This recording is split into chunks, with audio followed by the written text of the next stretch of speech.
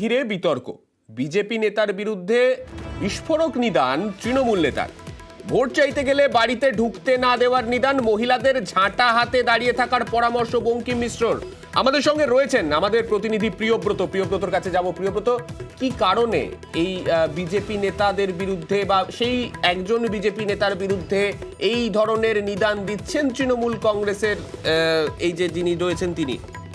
দেখো, সাগ্নিক যে ঘটনা ঘটেছে, পদশ্রী প্রকল্পের একটি উদ্বোধন ছিল, সেখানে সায়ন্তিকা বন্দ্যোপাধ্যায় ছিলেন এবং তার পাশাপাশি ছিলেন কিন্তু পঞ্চায়েত সমিতির, সাতনা পঞ্চায়েত সমিতির সভাপতি বঙ্কিম মিশ্র। এবং সেখানে তিনি মহিলাদের উদ্দেশ্যে বলেন, মহিলারা জড়ো হয়ে থাকুন। এই যে সাংসদ সুভাষ সরকার, তার নাম ধরে উল্লেখ করে বলেন যে সুভাষ সরকার এলেই, এবারে ভোট চাইতে এলেই কিন্তু বুড়ো ঝাঁটা নিয়ে তাকে আক্রমণ করা এবং তার পাশাপাশি গোবর জল ছেটানোর কথা তিনি বলেছেন। এবং এই আক্রমণ তিনি বেনজিরে আক্রমণ করেছেন। অবশ্য বঙ্কিম মিশ্র প্রথমবার নয়, আগেও কিন্তু বারে আক্রমণ করেছেন বিজেপি নেতৃত্বকে। সেরকম ভাবেই স্বভাবসিদ্ধ ভাবেই তিনি কিন্তু এই আক্রমণ করেছেন।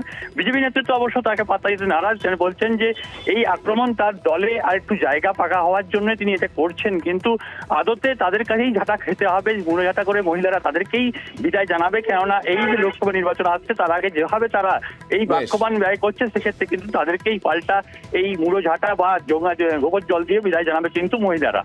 বেশ, প্রিয়ব্রত, তুমি যে বিষয়টা নিয়ে বললে, অর্থাৎ বঙ্কিম মিশ্রের যে বক্তব্য, কি বলেছেন তিনি সেটা শোনাবো। সুভাষ বাবু, আপনি ছাত্রার জন্য, খড়বড়ার জন্য, ঘোষালের জন্য কি করেছেন আপনারা বলবেন না? একদম বাড়িতে ঢুকতে দেবেন না। 5 বছর ছলনা করে ভোট নিয়ে গিয়ে মানুষেরকে প্রতারণা করেছে।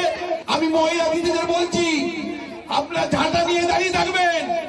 যদি এখানে ওই সুভাষ বাবু আসে, আপনারা গোবর জল দিয়ে ওনাকে বিদায় করবেন। এই কটাক্ষের বিপক্ষে পাল্টা কটাক্ষ করতে তৃণমূলকে ছাড়েনি বিজেপি।